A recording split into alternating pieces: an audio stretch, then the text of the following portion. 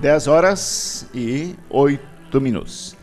Vamos iniciando então mais uma rodada aí, a quinta rodada aí de conversação com a nossa, agora já amiga de Guarani das Missões.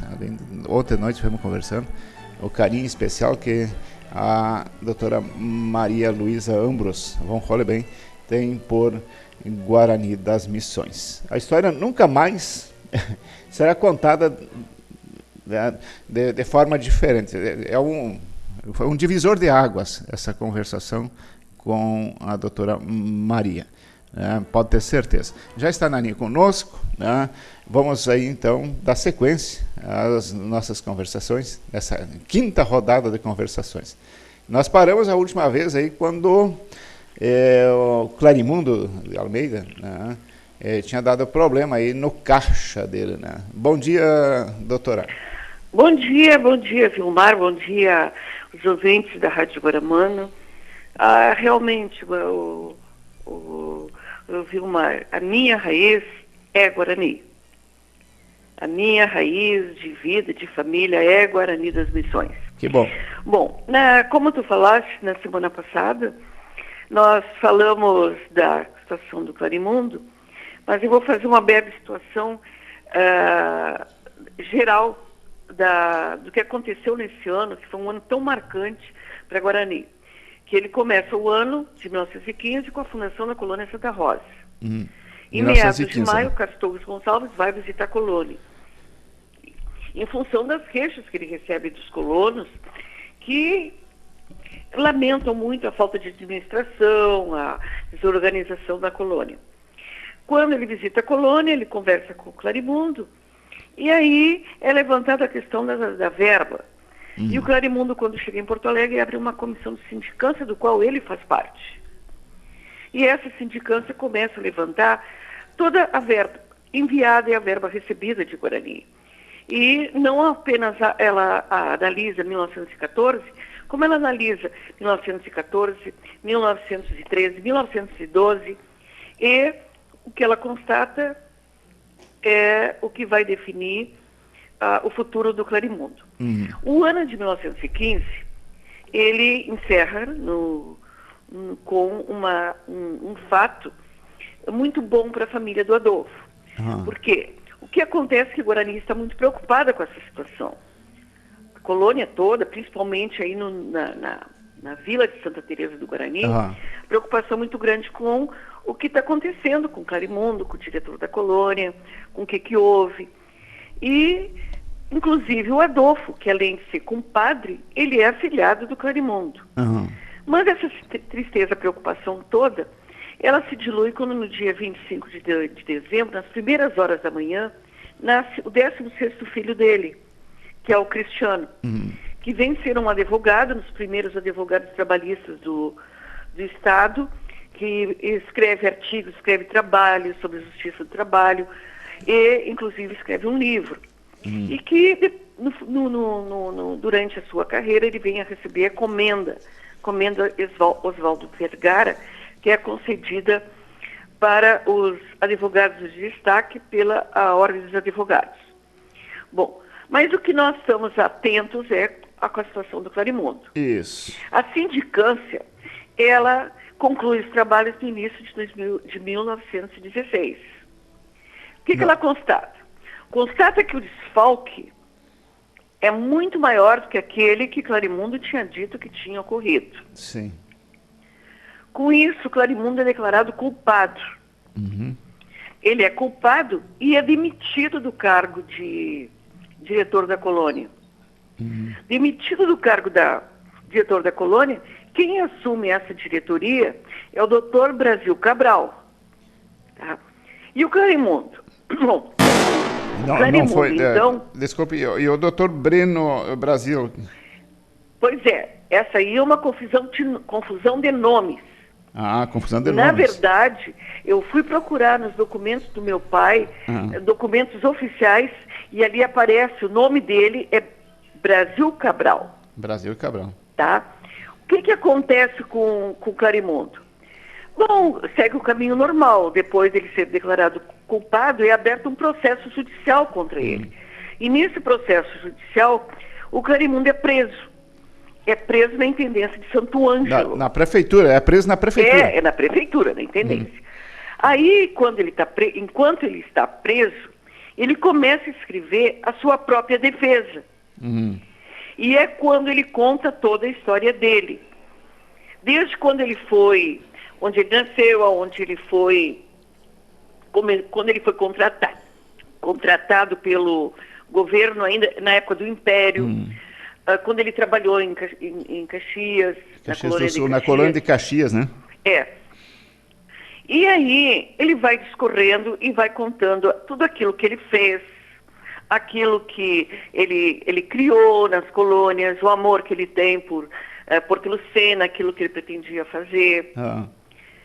Ele, inclusive, fala de nome de 3 pessoas que estavam com ele, trabalhando na questão dos... Isso está no processo judicial dele, né? Tudo está no processo judicial. Só tem um detalhe. Sim. Isso não minimiza, isso não anula a responsabilidade dele como diretor da colônia pelo desfalque. Porque ele que é o responsável por tudo. É uma questão eu estava olhando aqui, isso aqui tem, eles pediam vales, né? Uns valezinhos. E houve falsificação desses vales, alguma coisa assim? Aí é que está. Não é que havia falsificação de vales. Quem fazia o vale, quem era o responsável pelos vales, era o diretor da colônia. Sim, mas não era ele que fazia. Acontece o seguinte, se tu é o diretor da colônia e tu está sobrecarregado, talvez fosse esse o caso, que ele delegou para alguém fazer os vales. E nessa função, essas pessoas acabaram fazendo mais vale do que aquele que era atendido, que era coberto pela verba que o Estado mandava. Sim. Então, não vamos agora dizer que foi feitos vales para uso pessoal. Não. É a questão. Delegou para alguém, a pessoa não estava, talvez, devidamente orientada do quanto podia fazer de vale, fez vales a mais. E quando eu estava olhando no jornal de época, aí, do Diário Oficial do Estado, tipo isso, de que ele fazia as requisições para o Estado nos valores, né? Sim, só que ele recebia o valor antes. Essa que está. Ele recebia o valor. E o Clarimundo morava onde? Bom, aí é que está. A residência dele consta como sendo em Santo Ângelo. Consta a residência dele como Santo Ângelo. Ele não morou em Guarani, né? Eu não posso te dizer se ele como Clarimundo, se ele não tinha uma residência, vou dizer assim, ele morava em Guarani, mas a família dele em Santo Ângelo. Até porque eu tenho o nome de um menino, do Odil Santos, que eu botei até para vocês, perguntei até para vocês no Facebook se alguém conhecia quem era, pois aquele menino, o Odil, é filho do Clarimundo. Tá. E estava em Guarani. Ele era amigo do meu pai. Sim. Então, aí existe não está definido ainda onde era a residência, mas consta que a família dele morava em Santo Ângelo. A família. E aí ele ficou preso em Santo Ângelo, e aí? Aí o que acontece é que na noite do dia 19 de junho, ele foge para a Argentina. Ele foge para a Argentina e só volta em 1932, quando o processo dele prescreve. Em 32 ele volta. E o Clarimundo, não sei onde, nessa região de Itaqui, por aí eu acho, né? Não? Ele não é aí da colônia, ele é de outra região, que foi trabalhar lá em Caxias. Ele era um funcionário do governo. E ficou comprovado depois que ele tinha usurpado, ou nunca houve provas? Como é que ficou? Olha, o que fizeram? Fizeram um levantamento dos bens do Clarimundo. Fizeram um levantamento dos bens dele, dos bens da família dele, e viram que não havia nenhum enriquecimento, que não houve nenhum acréscimo patrimonial. Clarimundo era um homem pobre, que viveu pobre, que mantinha 12 filhos, Tá? Ele teve 12 filhos com a Arabella. Então, não há nenhuma prova que ele tenha usado aquele dinheiro. E ele fugiu, foi facilitado ou o que houve? Não... Como? Foi facilitada? Olha, o que diz a história é que foi facilitado, sim. Que ele foi facilitado. Existe até lenda urbana sobre isso. Tem uma lenda urbana sobre isso? Não, a lenda urbana é que ele fugiu vestido de mulher.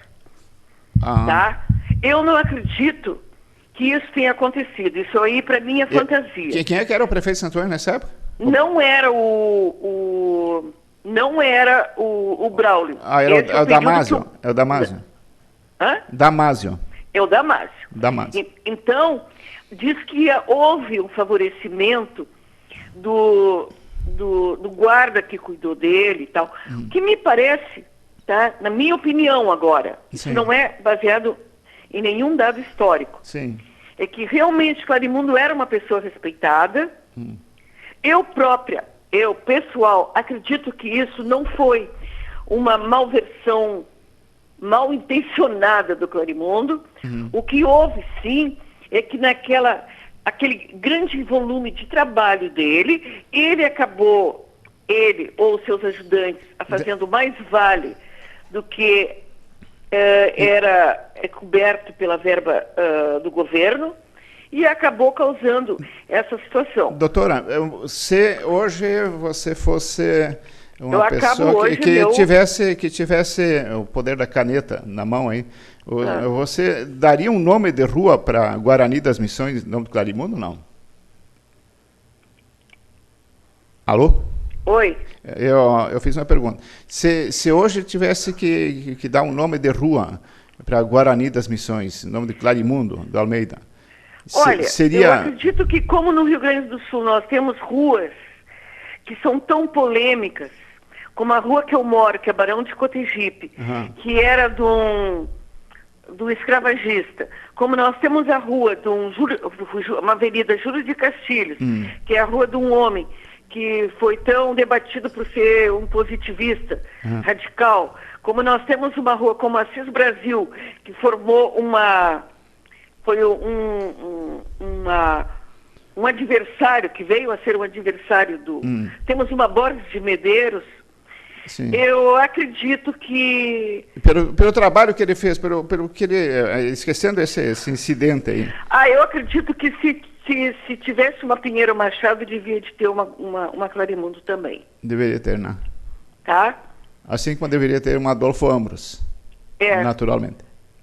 Porque o Clarimundo, ele fez muita coisa.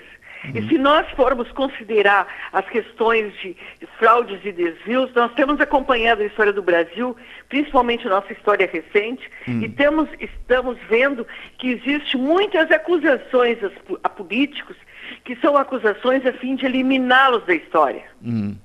Tá?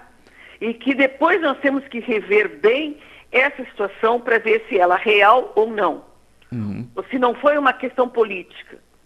Agora, e com essa saída do Clarimundo, saiu de cena, morreu o Pinheiro Machado. Né? Sim. Aí, o que aconteceu com a colônia? Ela diminuiu de tamanho? Né? Sim, ela perdeu não digo, ela não perdeu. Ela simplesmente, uma parte dela, ela passou a fazer parte da nova colônia de Santa Rosa. Nós temos aqui o Clarimundo, que fica nessa situação que tem que ir embora.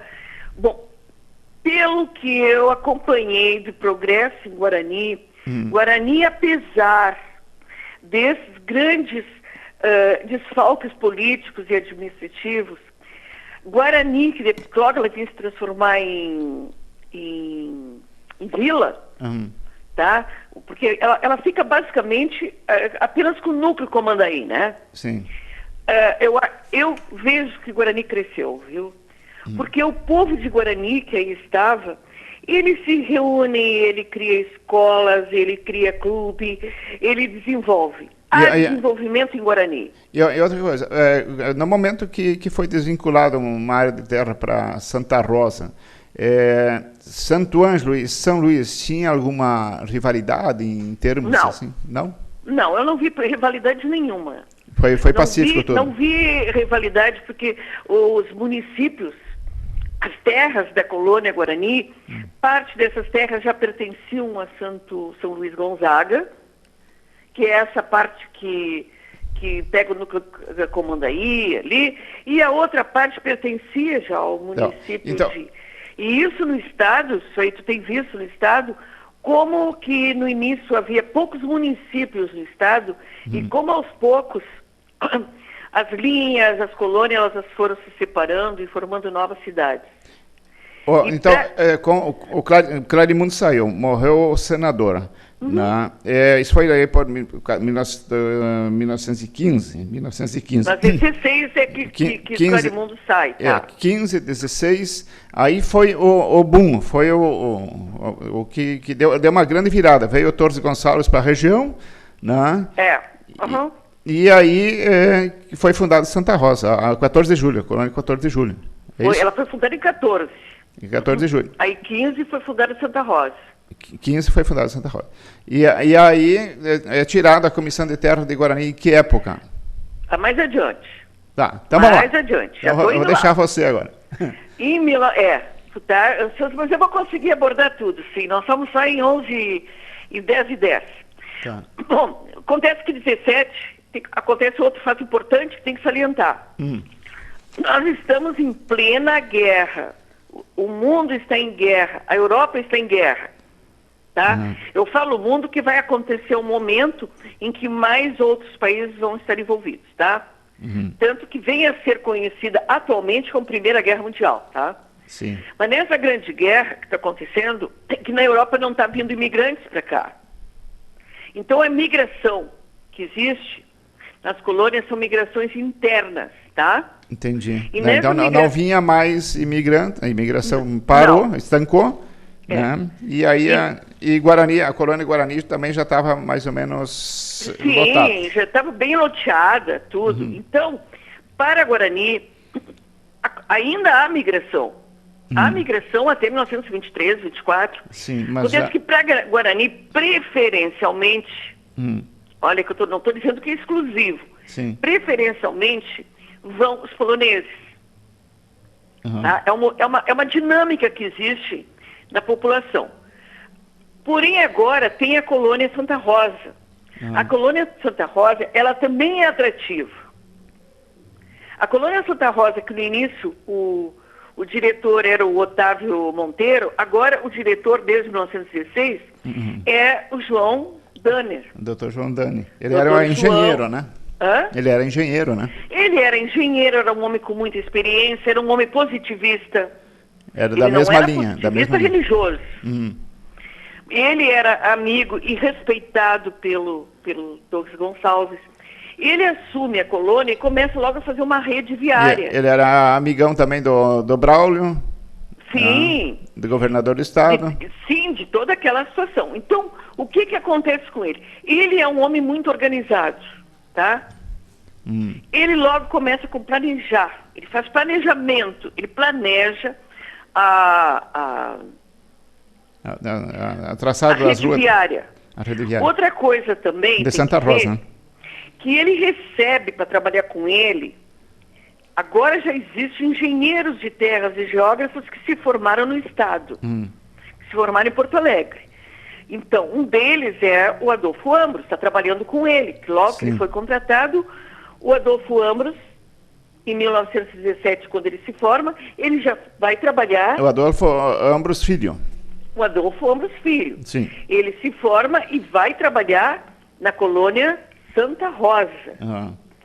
E aí, a equipe do João Danner é uma equipe que já vai ter liderança nos acampamentos por parte de engenheiros. E eles ajudaram a formar a Santa Rosa, o loteamento de Santa Rosa, né? E toda a região, até 3 de Maio, depois foi subindo, né? Vai até Santo Cristo, Rio Santo Cristo, porque uma coisa é a parte que saiu da colônia Guarani, mas a colônia Santa Rosa também tem uma parte que vai além. Sim. Tá? A colônia Santa Rosa é grande. Também, eu vou fazer uma pergunta fora desde o contexto. Qual é que é a região que é Campo Novo? Eu acho que nós não estudamos isso, né? Eu não consegui descobrir onde é que é. Não, sabe que eu vi Campo Novo, mas Campo Novo eu acho que ela parte de uma região de Santa Rosa. Eu também acho que era aquela região para cima, hein? Porque antes, quando a Colônia Guarani ela avançava até um pouquinho depois de onde ia a cidade de Santa Rosa. Só que Santa Rosa, quando ela é criada, ela pega parte da Colônia Guarani a partir do Rio Comandaí, da margem direita do Rio Comandaí, e vai até além. Ela vai além de Santa Rosa, ela sobe. Ela vai pegar aqueles municípios que é hoje Alecrim, sabe, lá para cima. Sim, sim. E depois ela pega também a colônia Boa Vista, que é uma colônia que vem a se formar mais à beira do Uruguai. Mas eu quero voltar para a nossa vilinha de Guarani, a nossa querida Guarani aí, tá? Beleza. Bom, o Adolfo, então, se forma em engenharia de terras e geógrafo e vai trabalhar em Porto Lucena. Na colônia Santa Rosa, junto com o João Danner. Bom, em Guarani está acontecendo um fenômeno muito interessante. O pastor sueco, o Eric Jansen, e a mulher dele, Sim. que além de ser missionária, ela é parteira, ela é enfermeira, eles fazem um trabalho social maravilhoso. Eles começam a fazer atividades culturais, aí depois vem a fundação do Clube Sueco, Sim. Então eles já têm um espaço para fazer todas essas atividades. Então tem cultura, tem revista, tem jornais, tem debates, tem música, Sim. tem piqueniques que eles organizam, tem coral, e isso atrai todos os jovens suecos.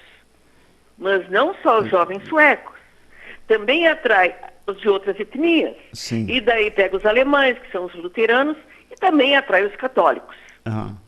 Acontece que essa era uma época, como nós tivemos até recentemente, em que havia um cisma muito grande na Igreja Católica. A Igreja Católica, ela dividia entre a igreja verdadeira e as igrejas que não eram verdadeiras. Então, Sim. se você quiser a redenção, você tem que pertencer à Igreja Católica. Sim, só a minha é boa.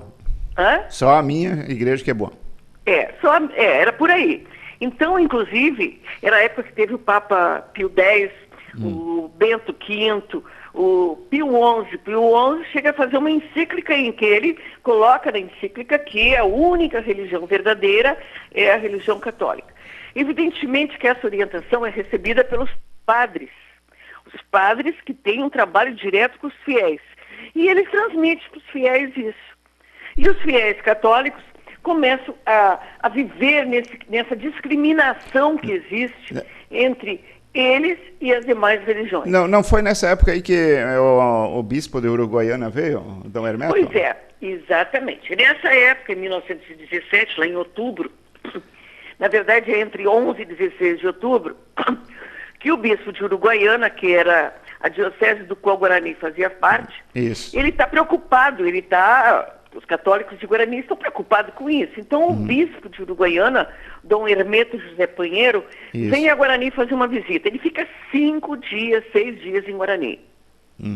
Nessa visita ele vem com uma comitiva de padres, ele visita a colônia, visita as famílias. Inclusive nós temos fotografia deles, né? Junto com o Varpechowski, junto com o Brasil Cabral, junto com o Arthur Ambros, Sim. filho do Adolfo, e do Adolfo Ambros. Então, nessa foto dele com as autoridades, registra o momento da primeira visita do bispo a Guarani. Esse ano de 2017, então, é marcado pela visita do pastor. E mais ainda, na família do Adolfo, ocorreu o nascimento agora da 17º filho. Ele já está com o 17º filho e é uma menina chamada Nenita. Essa menina, depois que cresce, depois que ela faz o ginásio, ela aprende o ofício de escrivã, namora e casa com um rapaz chamado Stefan Varpechowski. O Stefan Varpechowski, ele é sobrinho do Leão Varpechowski. E, então, neste momento, há uma união entre essas duas famílias cujos patriarcas, que eram o Leon e o Adolfo, ambos eram muito amigos. Este casal vem a se estabelecer em Alecrim, aonde eles têm um cartório. Tá? Os dois vão trabalhar no cartório. Então, no final deste ano, de 1907, então tem a formatura do Adolfo Filho. E o Adolfo Filho vai para Guarani trabalhar com o João Danner. O Adolfo tem um papel muito importante nessa região, ele inclusive no loteamento de Horizontina, depois que a colônia Boa Vista é agregada a Santa Rosa, e há até um registro de que o nome Horizontina foi uma proposição dele. Mas o mais importante é que ele trabalha em Santa Rosa até 1940. Então, de 1917, quando ele se forma, 1940. O Adolfo, antes de se formar, ele já trabalhava na diretoria de terras aqui em Porto Alegre. Como aluno, ele já estagiava lá com o Carlos Torres Gonçalves. 1918 marca um fato importantíssimo, é o fim da guerra. Com o fim da guerra, caem os impérios, o Império Alemão, o Império Austro-Húngaro, o Império Russo. Sim. Há uma alteração geopolítica, a formação de novos estados, que são os novos países, é quando a Polônia readquire a sua identidade. E aí, aquelas pessoas que não se sentem confortáveis, ou se sentem perseguidas, enfim, que não aceitam essa nova situação política da Europa, elas migram. Como é que esse pessoal na época comemorou muito o fim da guerra? Porque eles tinham parente ainda na Polônia, os vínculos eram muito fortes, Polônia, Suécia, etc. Olha, eu não claro que uma guerra, sempre quando acaba, é comemorada, né? Isso é óbvio, que o fim daquela matança, e houve muitas mortes, e logo depois vai vir uma epidemia, então realmente foi uma época muito ruim, mas assim, acaba a guerra, qualquer guerra que acaba é motivo de comemoração. Mas aí que eu quero falar dos imigrantes. Os imigrantes da Europa, aqueles que emigram são os que saem. E eles agora têm um perfil diferente. Eles não são mais agricultores. Agora eles são os intelectuais. São médicos, são engenheiros, são professores, são artistas. Sim. São pessoas com outro perfil. Então, o que acontece? Eles vão para os Estados Unidos, mas o Brasil está atraindo, porque a lei do Brasil para a imigração, ela diz que o imigrante tem passagem de graça, que o imigrante recebe terra aqui e recebe um auxílio. Então, é necessário que haja uma modificação da nossa lei. Então, começa a haver uma alteração nisso, uma comissão se forma para fazer as alterações, e dela faz parte o Carlos Torres Gonçalves. O Carlos Torres Gonçalves, que em 1908 queria interceder na regulamentação da colonização, e não conseguiu, mas agora ele tem força. Sim. E essa lei muda. Essa lei vai ser aprovada em 1922, 21, 22. E ela muda muita coisa. Ela passa agora a definir que a colonização no país, e consequentemente aqui no Rio Grande do Sul, sim, ela vai ser feita através de imigração interna. Então, no nosso caso aqui no Rio Grande do Sul... Ficou entre as colônias, né?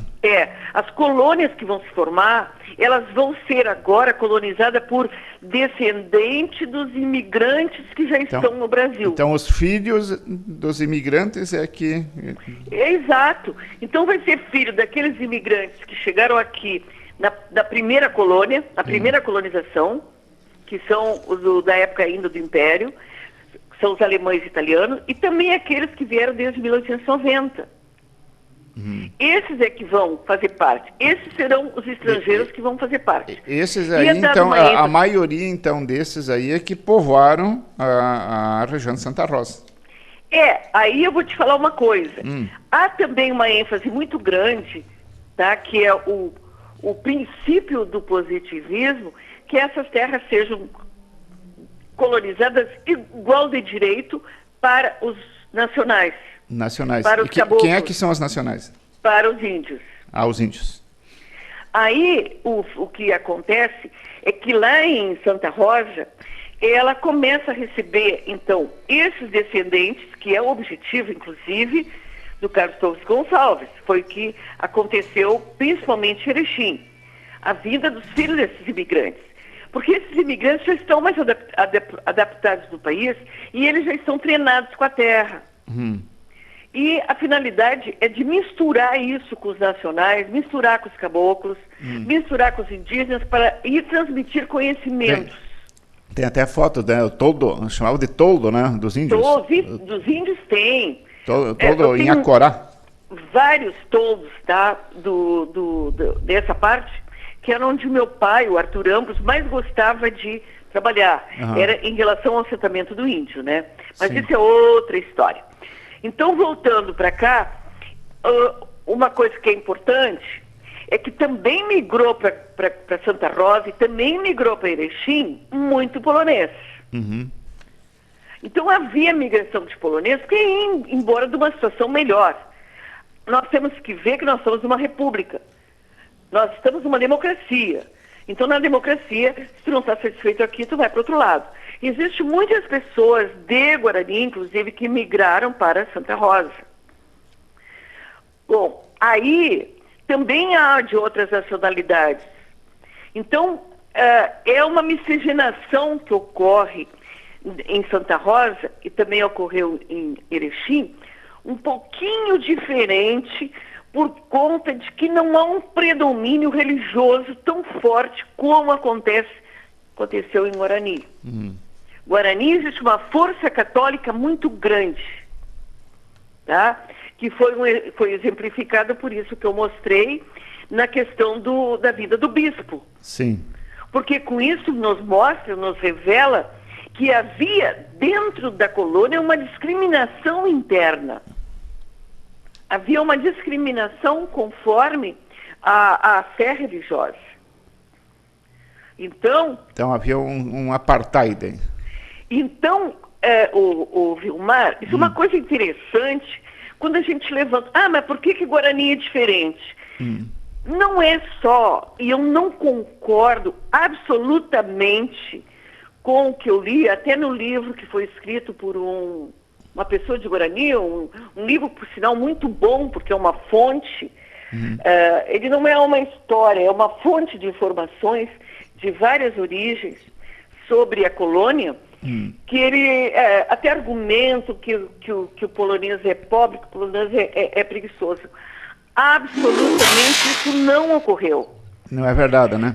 Se o polonês fosse assim, a Polônia como país, ela não tem as riquezas que ela tem. Quando são 10 horas, 2 minutos, vamos iniciando dela. Aí. É muito rica a história nas Lias. Exatamente. E aqui em Guarani, 22 apesar de maio de todas as de dificuldades 2021. que Guarani encontra, ela não teria se desenvolvido e é a cidade que é hoje. É verdade. Tá? Agora, querer comparar uma cidade com outra, isso não é producente. É bom nós olharmos aquilo que nós fizemos com o que nós podíamos. Sim. O melhor que nós podíamos fazer. E realmente, Guarani fez muita coisa. Agora, voltando para a nossa história, isso, nós temos vamos ver mais complicações em Guarani. 17 minutos nós temos. Ainda falta? Ainda estamos. Eu vou ter que correr. Bom, aí, em 1919, o que acontece em 19? Quem se forma em 1919 é o Arthur Ambros.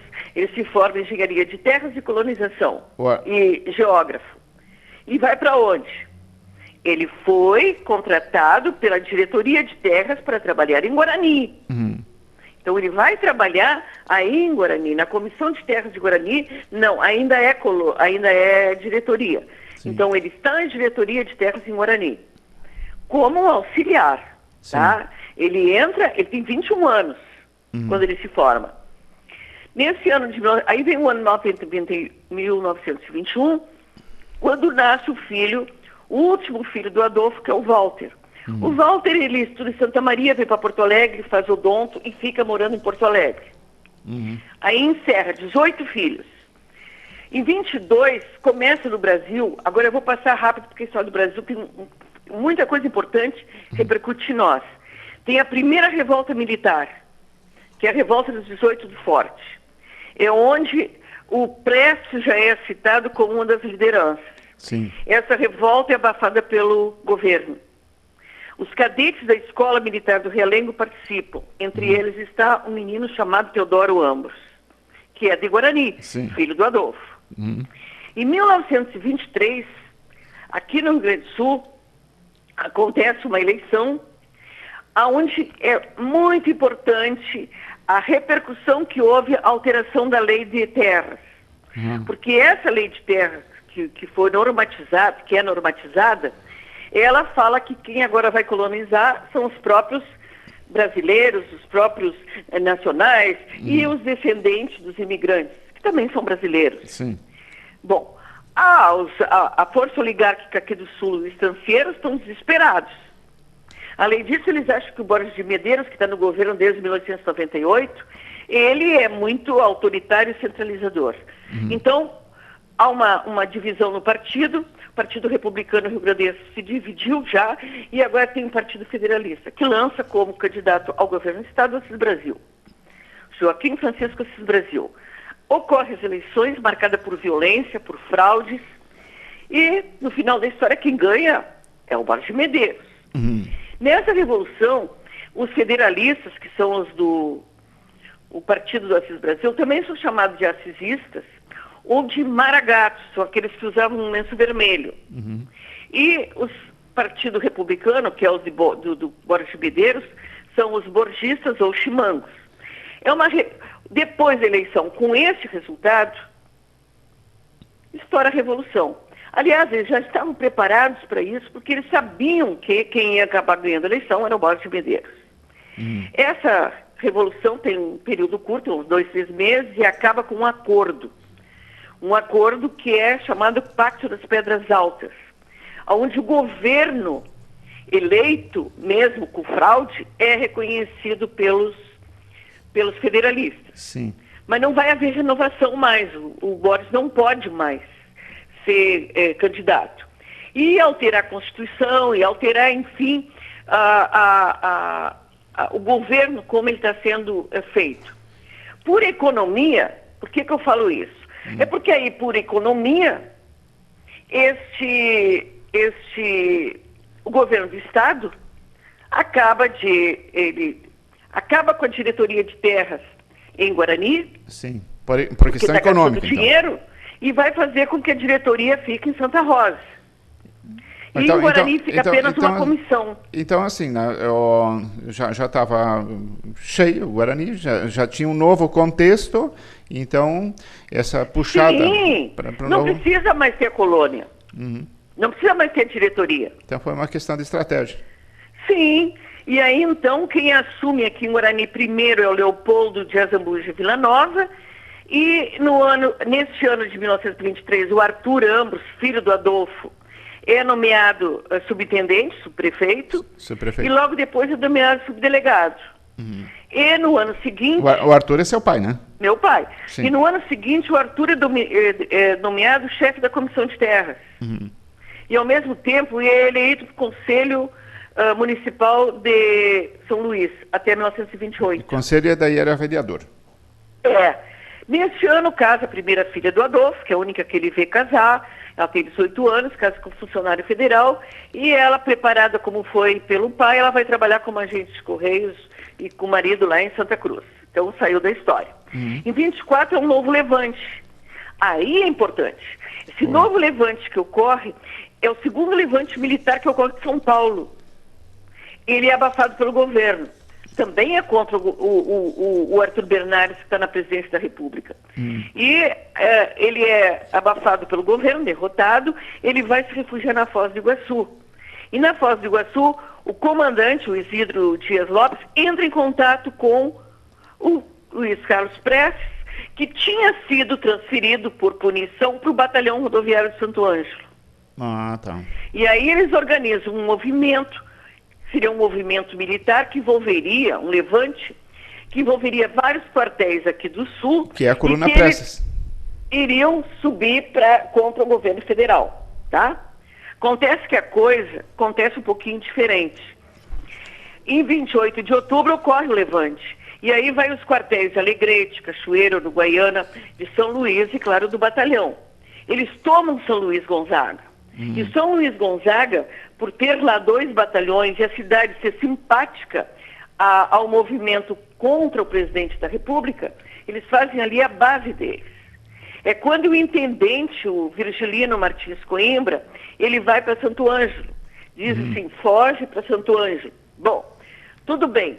Aí a revolução, a organização, a movimentação contra as tropas revolucionárias é feita pelo governo do Estado, contra este grupo que tomou conta de São Luís. Sim. Até que o intendente, ele recebe a ordem do Borges de Medeiros que ele tem que formar um comando auxiliar. E é quando ele forma um comando auxiliar e vem tropas da Bahia para ajudar na Revolução. Sim. Nesse momento, no dia 11 de dezembro, o Arthur, nessa época, ele recebe a convocação para, como capitão auxiliar. Para ser capitão auxiliar. É ele que recebe o batalhão baiano. Quantos homens tinha esse? Co-comandante. Esse batalhão baiano veio para Guarani. Ele veio para Guarani, eles acampam em Guarani. 600 Até pessoas. Tem uma historinha, eu tenho que contar essa historinha rápida. Eles acampam em Guarani e o meu pai, que está junto com o comandante, ele é o comandante auxiliar, ele leva lá na casa dele e a minha avó faz biscoito para eles, faz pãezinhos para eles. Sim. Fornadas e fornadas. E eles, quando vão comer o pãozinho, eles descascam o pão e só comem o miolo. Isso a aí casca não comia a casca. É uma historinha da nossa família. Esse é o batalhão baiano, junto com o batalhão formado pelo Arthur, com o pessoal, com os jovens aí da região, que formam isso. Bom, acontece lutas, que tu conhece isso muito bem, as lutas que houve, Sim. E no dia 27 de dezembro, essa luta que foi marcada por muitas mortes, por muita violência, e na história do Carlos Pérez, ele diz que é a guerra é o momento mais difícil da luta dele. Ele consegue vencer um bloqueio. Ele vence Sim, o bloqueio. Ele passou por São Miguel. Ele Não não conseguiu passar no Rio Ijuí, aqui na nossa região. Não consegue.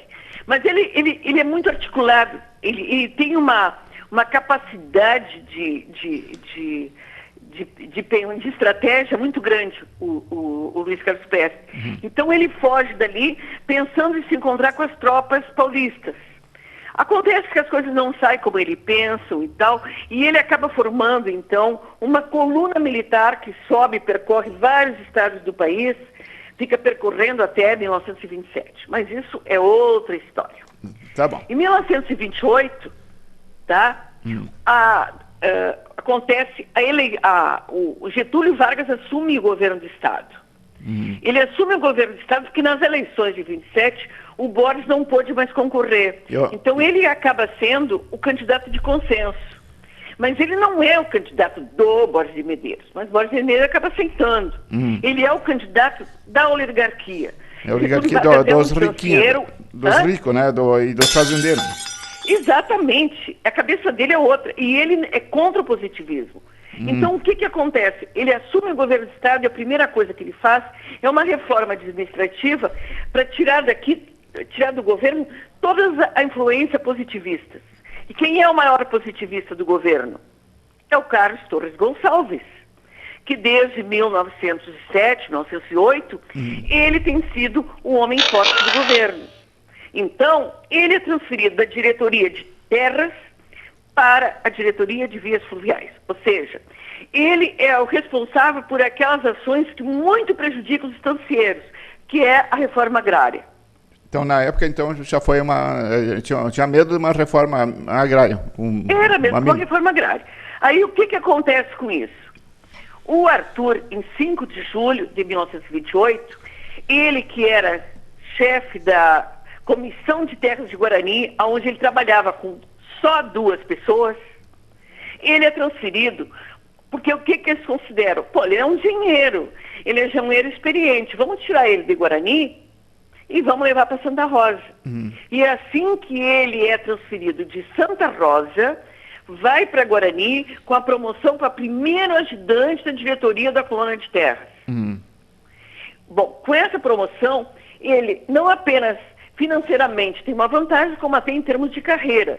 E ele é um funcionário de carreira. Então, ele, na verdade, então não era positivista, seu Getúlio não era a favor? Não, é carreira dele. 1929,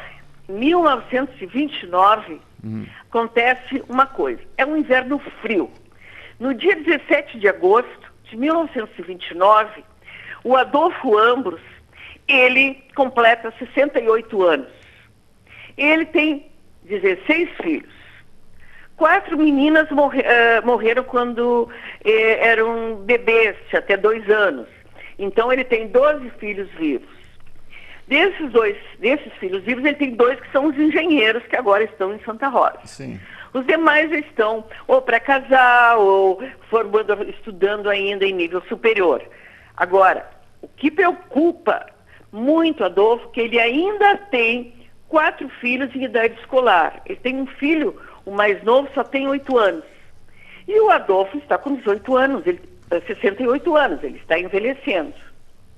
Aí no dia 25 de agosto, é uma tarde fria e é um domingo de inverno, daquele gelado em Guarani. O Adolfo sai de casa no início da tarde, se agasalha, atravessa a rua São Lourenço e vai no Clube Grêmio Guarani, que fica na outra esquina. Sim, que tá, e naquela esquina é uma sede nova, uma sede bonita, aonde ele e os amigos agora passaram a se encontrar desde que o clube foi fundado em 1925. E tomando chimarrão, jogando carta com os amigos e conversando, ele, em certo momento, ele cai para trás e os amigos socorrem, ele está desacordado. Aí os amigos carregam através da rua São Lourenço, levam ele até a casa dele e colocam na cama. O amigo dele, que é médico, que está com ele, é o Dr. Hans Soldan, é um médico sueco. E esse médico sueco constata que ele teve um AVC. 3 horas depois, o Adolfo morre. O enterro dele só ocorre no dia 38 de agosto, quando chegam em Guarani, se reúnem em Guarani todos os filhos. E assim, Vilmar, acaba a história do farmacêutico austríaco na colônia Guarani. Depois tem mais, depois a Clara assumiu, né? Tem todo... Nós temos Sim, já 10 horas aí tem a história da Clara, do que ela continua fazendo. Porque aquela... Eu queria... são 10h56, já está quase na hora de encerrar. E eu ia deixar agora aqui um agradecimento especial para ti, doutora. Porque você nos trouxe assim, dados vamos dizer, excelentes, né? Eu dizia no início do programa, agora vou repetir, a história de Guarani jamais será vista da forma que era antes, né? Então, a partir de agora, nós vamos ter outra linha de pesquisa, pode ter certeza. E a gente agradece muito, eu tenho certeza que os nossos ouvintes, nossos patrocinadores do programa, estão extasiados aí com essas novidades, da forma como foi contado, assim, uma forma clara, sem palavras que a gente não entenda, uma forma singela que todo mundo entende. E eu fico muito agradecido, doutor. E numa oportunidade futura aí, vamos conversar de novo, né, se você estiver disponível. Muito obrigado. Olha, eu te agradeço muito, Vilmar, pela oportunidade que tu me deu de poder contar a história da minha raiz. Sim. Que foi o meu avô Adolfo Ambros, a influência que ele teve em toda a família, inclusive em mim, profissionalmente até, e da minha avó Clara. A minha avó Clara é aquela menina argentina, com ascendência índia, que teve filhos que, pela definição, eram caboclos e que vieram a ter um papel tão importante nessa região. Porque o Adolfo faleceu, mas ele deixou um legado. E esse legado é marcado principalmente da colônia, que é o filho Arthur, que foi o Adolfo, que foi o Rico, que era médico, e as filhas também. A Júlia, em Tuparanti. A Júlia, que é mãe do Sérgio Ambros Malman, que é o diretor, o proprietário da Rádio Noroeste lá de Santa Rosa, tá? E então nós temos assim, toda a família é grata a essa oportunidade de conversar com o povo de Guarani. Eu quero te homenagear com uma música. Ai, que bom, muito obrigada. Eu já rodei ela uma vez, eu vou rodar de novo, porque agora, depois de tudo isso, né, vai passar uns minutinhos aqui, eu acredito que o nosso gerente da rádio aí não vai nos punir por causa disso. Mas é uma música muito bonita e é uma homenagem para ti, tá bom? Então tá bom. Muito obrigado. Obrigado. Tchau, povo de Guarani. Fica escutando aí. Um abraço. Cidade dos meus encantos, cidade dos meus quebrantos, cidade de Guarani.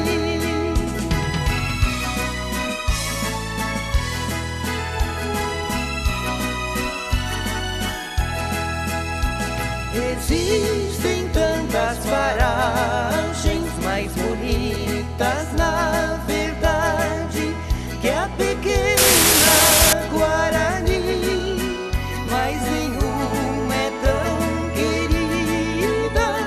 Cidade da minha vida, eu gosto, mesmo é de ti, mas nenhuma é tão querida. Cidade da minha vida, eu gosto, mesmo é de ti.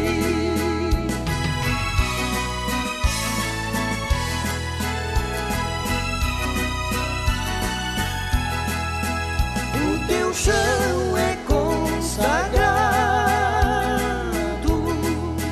palmo a palmo desbravado. Vamos encerrando o programa de hoje. Um abraço, então, mais uma vez, para a doutora professora. Muito obrigada. Tudo de bom para ti.